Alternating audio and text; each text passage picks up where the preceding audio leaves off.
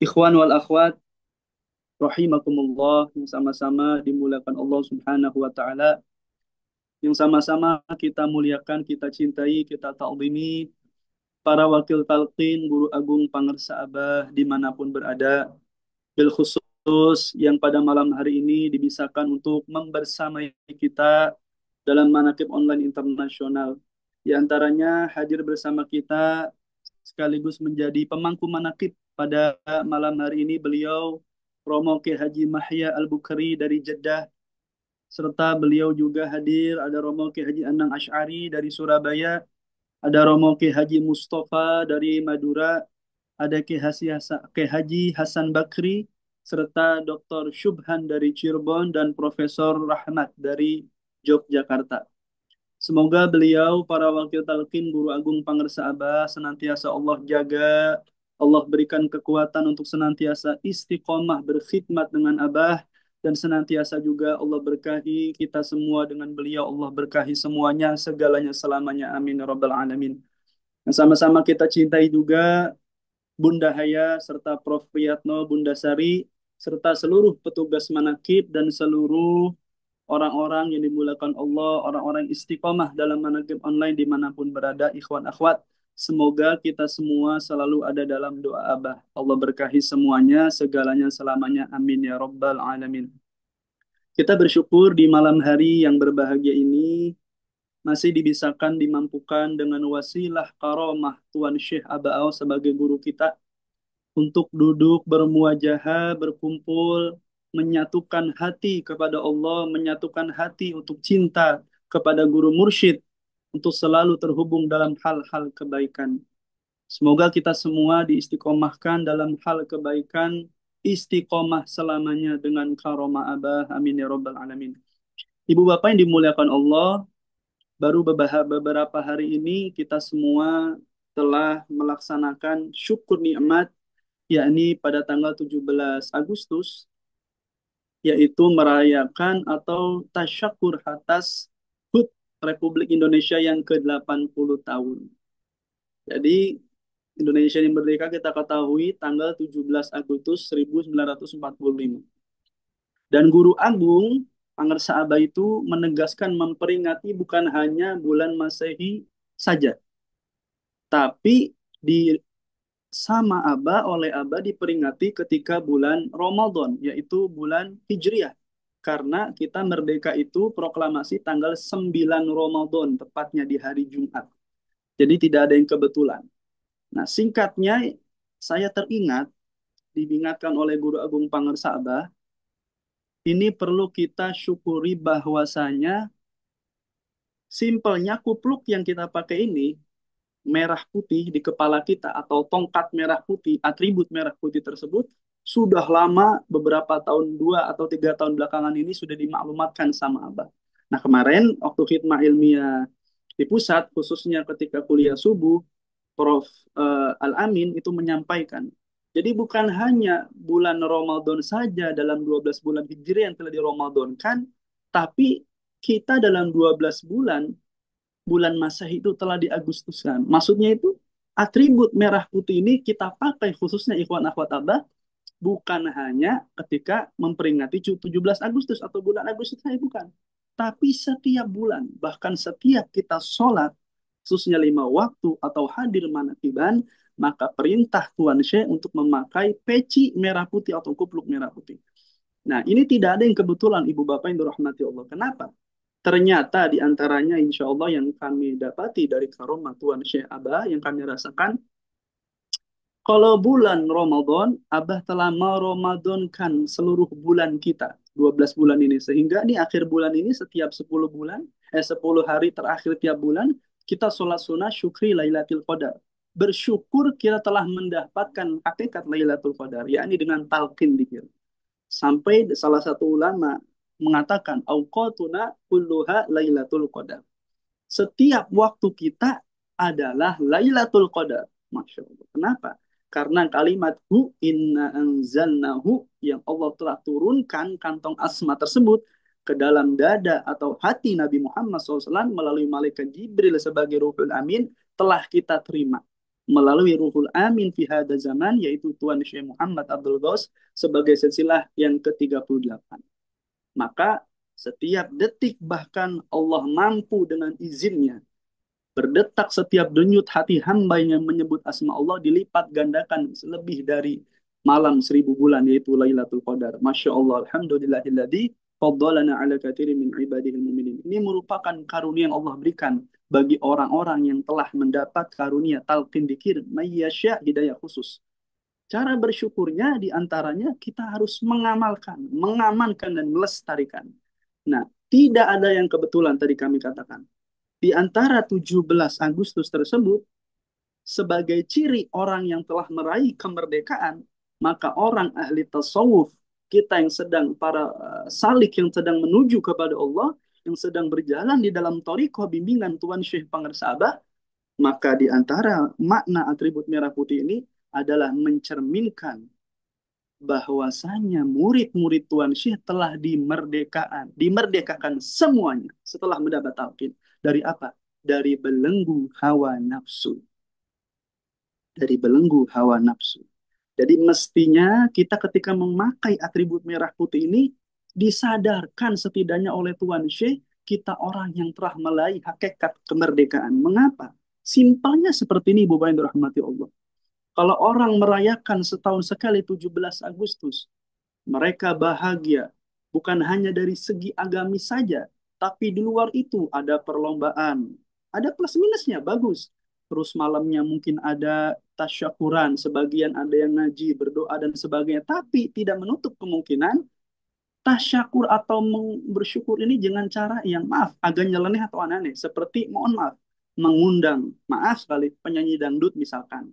Tapi yang mengumbar aurat, ini tidak sedikit. Karena saya hidup di Jakarta cukup lama, saya terlahir di Jakarta ketika dulu belum Toriko, malam 17 ini bagi anak-anak muda saat itu, bahkan sampai sekarang, itu saking seperti malam kebebasan, Ibu Bapak yang dirahmati Allah. Mereka begadang sampai larut malam, menonton hal-hal yang tidak sepantasnya ditonton. Itu semua malam 17 Agustus, yang pada umumnya orang merayakan sebagai malam tirakatan namanya lah, malam tasyakuran dan sebagainya. Namun, apakah kita memikirkan hati-hati para pahlawan yang melihat itu semua?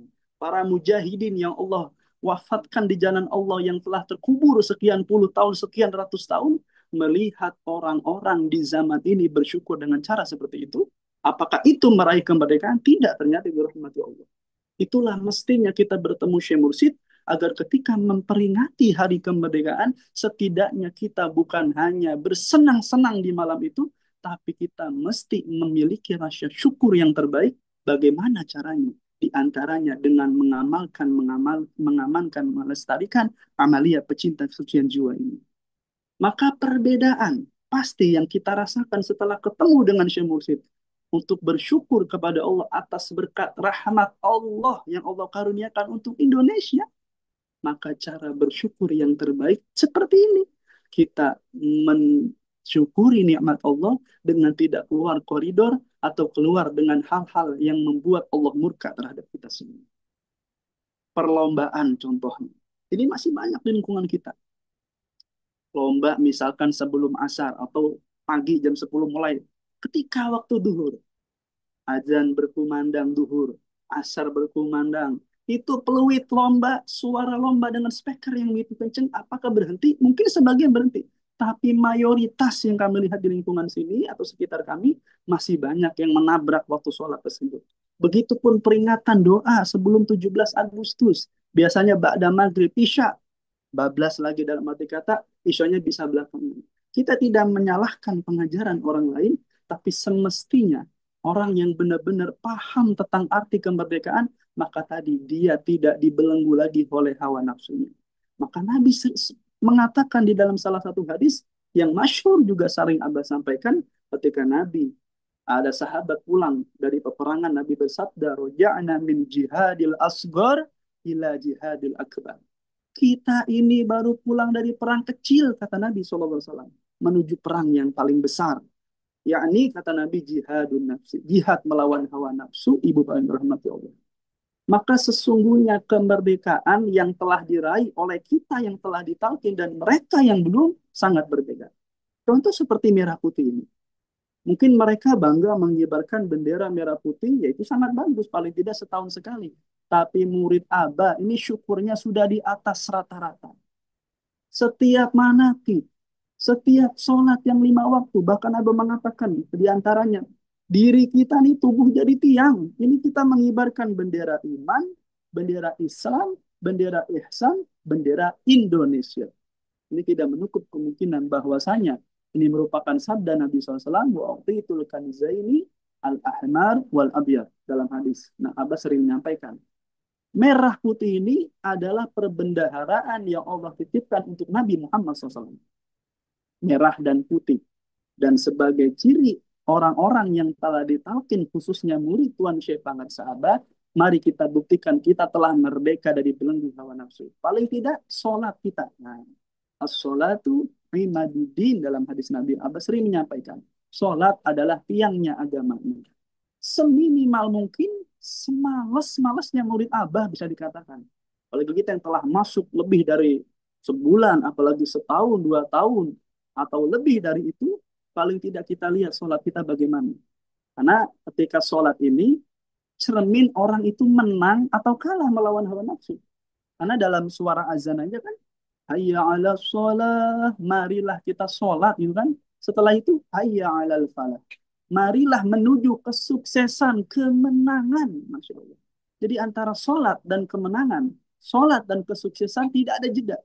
Intinya mesti sholat dulu. Tapi sholat yang gimana gitu kan? Ternyata sholat yang awal waktu.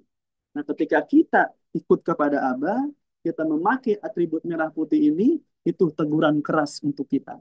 Yuk, ikhwan akhwat yang dimuliakan Allah, kita introspeksi. Apakah kita hanya sekedar memakai merah putih tanpa merasakan kenikmatan, kelezatan, hakikat dari ini semua? Yakni kita telah diselamatkan bahkan dari siksa neraka. Diselamatkan dari azab kubur. Diselamatkan dari hukum Allah Subhanahu wa Ta'ala. Kalau dalam sebuah riwayat, dalam Quran Allah mengatakan dengan tegas, wa makanallaha liyu'adzibahum wa anta fihim. Nah, ini ayat ini juga bisa menjadi dalil bahwasanya di antaranya orang-orang yang di hatinya atau selalu bersama dengan Nabi Muhammad SAW dalam ayat ini, wa anta fihim, Allah tidak akan mengazab mereka. Saat itu anta adalah Nabi SAW, tapi saat ini adalah pewaris yang sempurna sahabat. Bahkan ketika ditalkin kalimat Allah yang ditalkinkan oleh Syekh Mursyid ke dalam hati kita, Abah sudah menyampaikan di dalam kalimat alif lam lam ha terdapat juga kalimat mim ha mim dal Muhammad sallallahu alaihi wasallam. Artinya ketika disebut nama Allah di dalam hati, di situ juga berdetak secara tidak langsung kita menyebut nama Nabi Muhammad SAW. Artinya orang yang ditalkini ayat tadi, dia selamat dijauhkan dari azab Allah. Kurang merdeka apa Ibu Bantu rahmati Allah? Kurang merdeka apa orang yang ditalkin dikir setelah mendapat talqin dia istiqomah, Allah jauhkan dari azab. Di antaranya ciri orang yang selamat dari azab tadi, dia dimampukan, didiskan selalu mengingat Allah dan melaksanakan perintah Allah di awal waktu, yakni sholat. Makanya Abah sampai bersumpah di salah satu kitab Fadhil Syuhur, wallahi ma aflaha man aflaha illa bisuhbati man aflaha. Demi Allah kata Abah, tidak akan sampai, tidak akan apa, tidak akan beruntung, tidak akan sukses. Orang yang ingin sukses, orang yang ingin beruntung, terkecuali telah membersamai orang yang telah beruntung, yang telah sukses, yakni guru mursyid. Maka kita bersyukur, alhamdulillahilladzi faddalana ala katsirin min ibadihil mu'minin.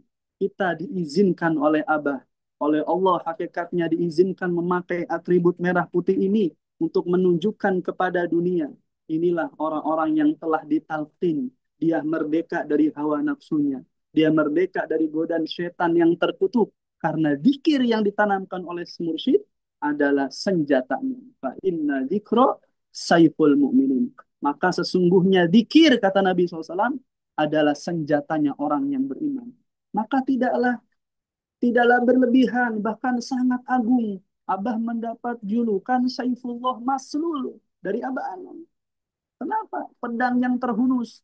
Karena beliau terbukti sampai detik ini telah memberikan pedang yang terhunus itu di dalam para hati para muridnya, di dalam ruh para muridnya, sehingga muridnya mengatakan, mengucapkan dalam lisan la ilaha illallah paling tidak setiap habis sholat, dan dzikir khauf yang ditanamkan setiap detik. Ini adalah senjata yang dahulu para orang-orang yang berjihad di jalan Allah, para sahabat Nabi, yaitu dengan tombak, dengan pedangnya, atau bambu runcingnya di Indonesia di zaman kolonial Belanda dan sebagainya. Tapi di zaman ini, kata Abah, perang yang paling dahsyat, kata Nabi, bukan hanya perang fisik, tapi perang otak, kata Abah. Bukan perang otot, tapi perang otak. Inilah perang otak, Ibu Bapak yang dirahmati Allah. Maka wasilah manakib online seperti ini yang diizinkan dengan karomah Tuan Syekh. Lisan kita para mubalik dibisakan berbicara. Telinga kita para pendengar dibisakan mendengar. Itu semua kebaikan Allah. Kalau bukan kehendak Allah, kalau bukan kehendak pangersa Abah, mustahil kita bisa berzikir. Mustahil murid-murid Abah bisa diistiqomahkan kegiatan seperti ini, boleh rahmati Allah. Maka sekali lagi, Ibu Bapak yang rahmati Allah, tidak ada waktu lagi untuk tidak bersyukur. Maka syukur yang terbaik tadi untuk mensyukuri kemerdekaan Republik Indonesia ini, agar para syuhada, orang-orang yang berjihad di jalan Allah, para pahlawan, para ulama kita, pendahulu kita, mereka ridho dengan kita, maka syukurilah dengan selalu mengingat Allah dalam setiap keadaan. Paling tidak di malam 17 Agustus, mari kita ajak diri kita dan tetangga kita, keluarga kita. Mungkin sudah terlewat, tapi masih ada, kalau masih ada umur di malam-malam selanjutnya, untuk selalu mengajak keluarga kita atau tetangga kita mensyukuri nikmat Allah. Paling tidak menggunakan malam 17 Agustus sebagai malam kebebasan, artinya malam naudzubillah dipenuhi dengan maksiat yang pada mayoritas umum terlaksana di mana-mana. Naudzubillah min dzalik. Sungguh mereka para syuhada tidak akan ridho merehat anak keturunannya, merehat penerus bangsa ini melupakan Allah Subhanahu wa taala. Karena kata pangersa Abah, dosa yang paling besar bukan hanya membunuh, bergibah, membohong, mencuri, tapi yang paling besar disebabkan karena lupa kepada Allah. Begitulah kalam Imam Junaid, di anna ghaflah anillah asyaddu min dukhulina. Sungguhnya lupa kepada Allah lebih bahaya daripada masuk ke dalam api neraka. Nah, untuk menyelamatkan itu tidak ada cara lain selain talqin dzikir oleh ahlinya dan istiqomah mengamalkannya. Maka dengan hal tersebut kita bersyukur kepada Allah dengan wasilah Abah. Bulan-bulan kita telah diromadonkan, bulan-bulan kita telah diagustuskan. Paling tidak setiap harinya ini kita bersyukur bahwasanya kita selalu dawam istiqomah dzikir, karena syukur kepada Allah bahwasanya Allah telah mengaruniakan kita keberkahan yang paling tinggi, karena yang paling tinggi, karena setiap detik tadi paling tidak murid-murid Abah dijadikan auqatuna kulluha lailatul qadar. Setiap waktunya dijadikan lailatul qadar. Dan setiap harinya kalau dia istiqomah, dimerdekakan dari belenggu hawa nafsu dengan dzikir jahar dan khafi yang ditanamkan. Melekat di kepala kita atribut ini, menunjukkan dzikir jahar dan khafi selalu larut dalam tubuh diri kita, mengalir dalam darah, mengalir dalam ruhani kita, menyatu dalam la ilaha illallah.